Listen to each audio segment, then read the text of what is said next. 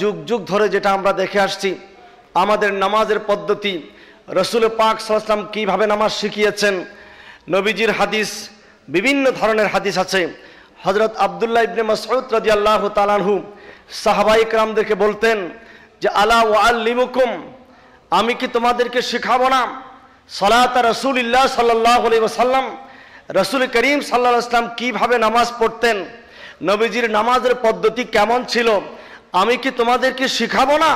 সাহাবায়ে কেরাম বললেন নিশ্চয়ই আমাদেরকে, পরবর্তী জেনারেশন আর কি তাবিন, তাবিন যারা এসেছিলেন, নিশ্চয় আপনি আমাদেরকে শেখাবেন। তখন তিনি নামাজ শিক্ষা দিলেন। সেই নামাজের পদ্ধতি হলো এই, তিনি তাকবীরে তাহরিমা বাঁধার সময় হাত তুলেছিলেন, এরপরে হাত বেঁধেছেন বাম হাতের উপর, ডান হাতের কবজি রেখে নাভির নিচে হাত রেখেছিলেন, জোরে বলেন সুবহানাল্লাহ। এরপরে রুকু করলেন, সিজদা করলেন, মাঝখানে আর কোনো হাত উঠাউঠি করেন নাই। এটা হলো আব্দুল্লাহ ইবনে মাসউদ রাদিয়াল্লাহু তাআলা আনহু।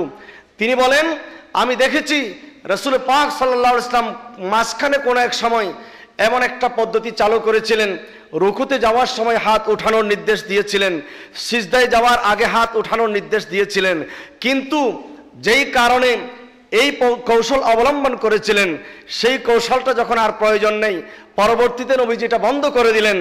পরবর্তী সময় আমি কখনো তাকবীরে তাহরিমা ছাড়া আর পরবর্তীতে হাত উঠাতে দেখি নাই।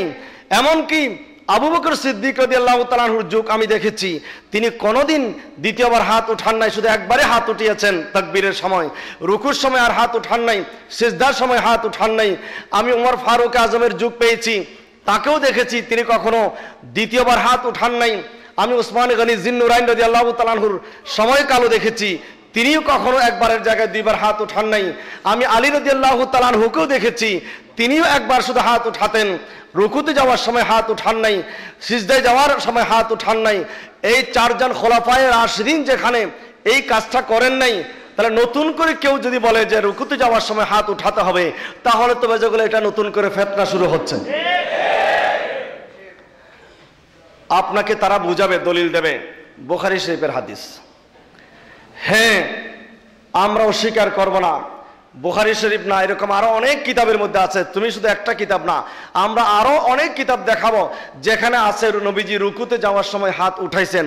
এটা তো আমরা স্বীকারই করি যে একটা প্রেক্ষাপট ছিল হাত উঠানোর, পরবর্তীতে যেটা প্রয়োজন যখন হয় না সেটা বন্ধ করে দিয়েছেন, জোরে বলেন সুবহানাল্লাহ।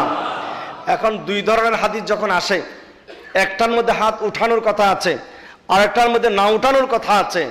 এখন আমাদেরকে দুইটা হাদিস সামনে রাখতে হবে। আমি তো দুইটার উপর আমল করতে পারবো না, আমাকে করতে হবে যে কোনো একটা। তো এখন কোনটা করব? কি আগেরটা করব নাকি পরে যেটা ফয়সালা দিয়েছেন সেটা করব? আমাদের সংবিধানের মধ্যে সংশোধনী আসছে না? আগে একরকম ছিল, এরপরে প্রথম সংশোধনীর মধ্যে আরেকটা আসছে, দ্বিতীয় সংশোধনীর মধ্যে আরেকটা আসছে, তৃতীয় সংশোধনীতে আরেকটা আসছে। তো এখন কি ওই প্রথম সংশোধনের আগে যেটা ছিল সেটা ফলো করবে মানুষ, নাকি লেটেস্ট যেটা সর্বশেষ যেটা সেটা ফলো করবে? সর্বশেষ আইন যেটা, এটাকে দেশীয় আইনের কথা বললাম আর কি, আমি বলছি না যে আপনাকে সেখানে ডুবে যাওয়ার জন্য। তো আমাদের সংবিধানকে যদি আমরা দেখতে হয় যে পরবর্তী যেটা সংশোধন করা হয়েছে সেটার বাইরে যাওয়ার কোনো অধিকার আমাদের নাই। তো আমাদের ধর্মের মধ্যেও তো সেরকম কিছু পরিবর্তন হয়েছে। ইসলামের প্রথম যুগে মদ খাওয়া জায়েজ ছিল, কথা ঠিক কিনা? মদ খাওয়া জায়েজ ছিল, মুসলমানরা মদ পান করতেন, এটা কোনো দোষের কিছু ছিল না। কিন্তু নামাজের আগে গিয়ে মদ পান করে যখন নামাজ পড়তে গেলেন, নামাজের কেরাতের মধ্যে গন্ডগোল হয়ে যাচ্ছে। কুল ইয়া আইয়ুহাল কাফিরুন লা আ'বুদু মা তা'বুদুন ওয়ালা আনতুম ওয়ালা আনা আ'বুদু মা আবাদতুম, উল্টাপাল্টা হয়ে যাচ্ছে, আ'বুদু মা তা'বুদু হয়ে যাচ্ছে, তা'বুদু মা আ'বুদু হয়ে যাচ্ছে। তখনই আল্লাহ পাক রব্বুল আলামিন আয়াত নাজিল করলেন, লা তাকরাবুস সালাতা ওয়া আনতুম সুকারা, হে আমার বান্দারা তোমরা মদ পান করিও, আমি তোমাদেরকে নিষেধ করছি না আপাতত। লা তাকরাবুস সালাতা ওয়া আনতুম সুকারা, তবে যখন মদ পান করবে ওই নেশাগ্রস্ত অবস্থায় তোমরা নামাজের নিকটে যাইও না। লা তাকরাবুস সালাত ওয়া আনতুম সুকারা, তোমরা নামাজের নিকটে যাইও না কোন অবস্থায়? নেশাগ্রস্ত অবস্থায়। তাহলে তোমরা যেতে পারবে, নেশাগ্রস্ত যখন থাকবে না তখন। তাহলে আয়াতের ল্যাঙ্গুয়েজ আমাদেরকে কি বোঝাচ্ছে? মদ পান করাটা আল্লাহ টোটাল নিষেধ কিন্তু করেন নাই। তুমি খাও, অন্য সময় খাও, নামাজের সময় খাইও না। নামাজ ছাড়া অন্য সময় খেতে কোনো বাধা নাই। এটা ইসলামের প্রথম যুগ, কিন্তু পরবর্তীতে তো আবার নিষেধ হয়েছে, ইন্নামাল খামরু ওয়াল মাইসিরু ওয়াল আনসাব ওয়াল আজলাম রিজসুম মিন আমালিশ শয়তান ফাজতানিবুহু।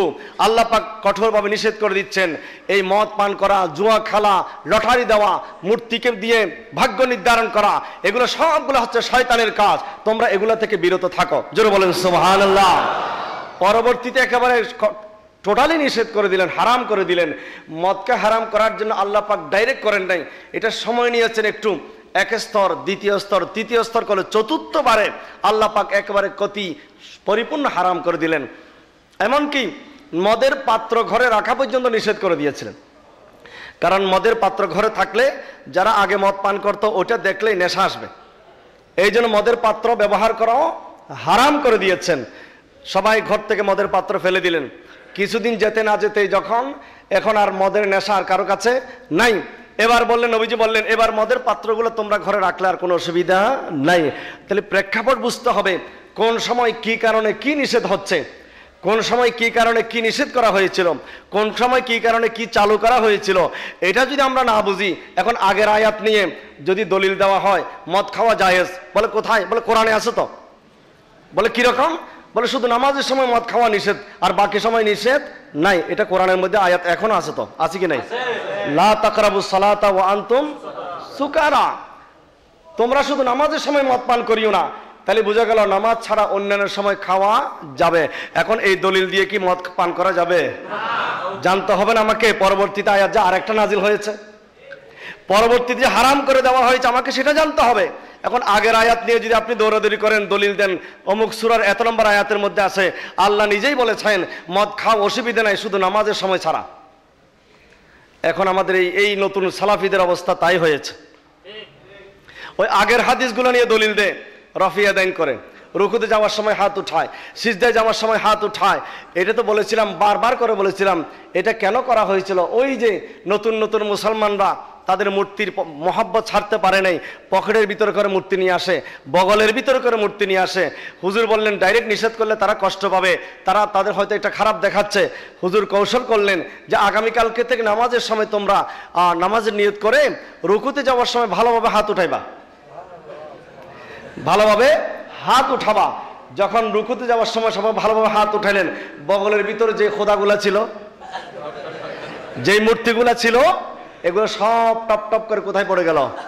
এখন তাদের খোদা, নাউজুবিল্লাহ, ওনাদের তার খোদা না, কাফের মুশরিকদের খোদা। ওনারা তো মুসলমান হয়ে গেছেন, সহজ সরল নতুন মুসলমান হয়েছে, কিছু জানে না, আস্তে আস্তে জানবে আর কি। তারা বুঝতে পারে নাই যে এগুলোর প্রতি একটা মহব্বত আগে থেকে নেশা পকেটে রাখার, তাই না? এই অভ্যাস হিসেবে নিয়ে এসেছিল। নবীজি কৌশল করলেন, যে মাত্র মাটিতে পড়ে গেল, নামাজ শেষ হওয়ার পর তাড়াতাড়ি করে কুড়ে পকেটে নিয়ে গেলেন, যাতে করে নবীজি না দেখে। যারা এতটুকু লজ্জা পেলেন, পরের দিন কি আর আনবে? পরের দিন আর আনে নাই। কিন্তু নতুন আরো কিছু নতুন মুসলমান, ওনারা তো এই কথা জানেন না, ওনারা ওই আগের মতো করে পকেটে করে বগলে করে মূর্তি নিয়ে আসছে। দ্বিতীয় দিন যখন হাত উঠাইলেন, ওগুলো আবার কি হয়ে গেল? পড়ে গেল মাটির মধ্যে, তারাও বন্ধ হয়ে গেল।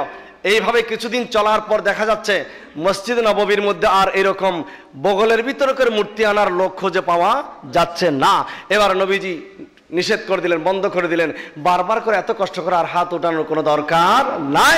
যখন দরকার ছিল তখন চালু করেছিলাম, এখন দরকার নাই, এখন বন্ধ করে দিলাম। জোরে বলেন সুবহানাল্লাহ। মদ খাওয়া যেমন প্রথম যুগে জায়েজ ছিল, পরবর্তীতে নাজায়েজ হয়ে গেছে। তো এখন আমরা দলিল কি আগেরটা দেব না পরেরটা দেব? সুতরাং এখন মদ খাওয়া হারাম। বলেন, মদ খাওয়া কি হারাম? জুয়া খেলা হারাম, ঘুষ খাওয়া হারাম। এগুলো একেবারে কতি দলিল, অকাট্য দলিল দ্বারা প্রমাণিত হয়ে গেল, আর মদ খাওয়া যাবে না। তো এখন কোরআন শরীফে সেই সমস্ত দলিল আর দেওয়া যাবে না। কিন্তু আপনি সেই আয়াতগুলোকে অস্বীকার করতে পারবেন না, এগুলো তো কোরআন শরীফের আয়াত। যদিও মদের কথা ওই আয়াত তেলাওয়াত করলে কিন্তু আপনি সওয়াবও পাচ্ছেন। জোরে বলুন না সুবহানাল্লাহ। কোরআন শরীফের মধ্যে আবু লাহাবের কথাও আছে না? আপনি যদি কোরআনের আয়াত হিসেবে তেলাওয়াত করেন, আবু লাহাবের নাম ধরলেও সওয়াব আছে। কিন্তু আবু লাহাব ব্যক্তি হিসেবে না, খবরদার। কোরআনের আয়াত হিসেবে আপনি তেলাওয়াত করে যাচ্ছেন। আপনি কি আবু লাহাবের নাম বলে এই জন্য এই শব্দটাকে এই কোরআনের আয়াত হিসেবে এটাকে ঘৃণা করা যাবে না। কিন্তু আবু লাহাবকে ঘৃণা করতে হবে, সে কাফের। বুঝতে হবে এই আয়াতটা কেন নাজিল হয়েছে, এটা তাকে ধমক দিয়ে নাজিল করা হয়েছে, তার শাস্তির কথা বলা হয়েছে। কাফেরদের কথা বলা হচ্ছে কুল ইয়া আইয়ুহাল কাফিরুন, এটা আমরা নামাজে তেলাওয়াত করি। এখন কেউ যদি বলে যে কাফেরদের কথা আমরা নামাজে বলবো কেন, এটা হবে না। এটা কোরআনের আয়াত হিসেবে চলবে, আয়াত হিসেবে পড়ব, এতে করে সওয়াবও আছে। তার অর্থ এই নয় যে কাফেরদের নাম ধরলে আবার সওয়াব আছে। কোরআন শরীফ বুঝতে হবে, কোরআন শরীফকে বুঝার মতো বুঝতে হবে, কোরআন শরীফকে নেওয়ার মতো নিতে হবে।